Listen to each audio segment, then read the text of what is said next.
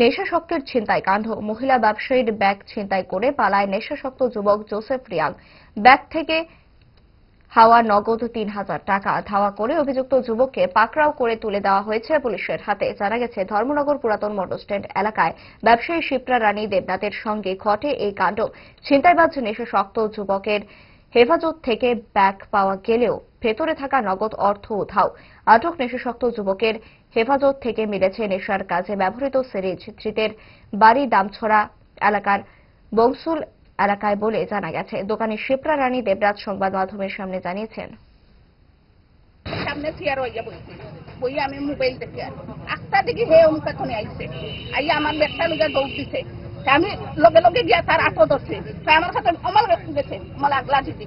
আমি বলি ওই আমার ব্যাগ নিলে এখানে কয় কয় আমার ব্যাগ কইটাও ব্যাগ ফালাই দিতে পিছন দিকে।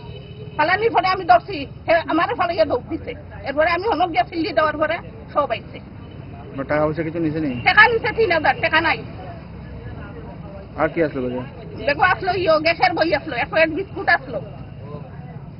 নাম কি আপনার? শিপ্রা রানী দেবনাথ। টাকা টাকা কত আসলো? ৩,০০০ টাকা আসলো। এখন টাকা নাই? ১,০০০ টাকা দিয়ে আইছে গ্যাস কোম্পানির গ্যাস আনছি সকালে। এখন কত টাকা আসলো? ওখানে আর ৩,০০০ আসলো। এও আমার বন্ধনের টাকা। ওর সাথে কি আর কেউ আছিল? না আর কেউ দেখছি না, একলেও আসলো।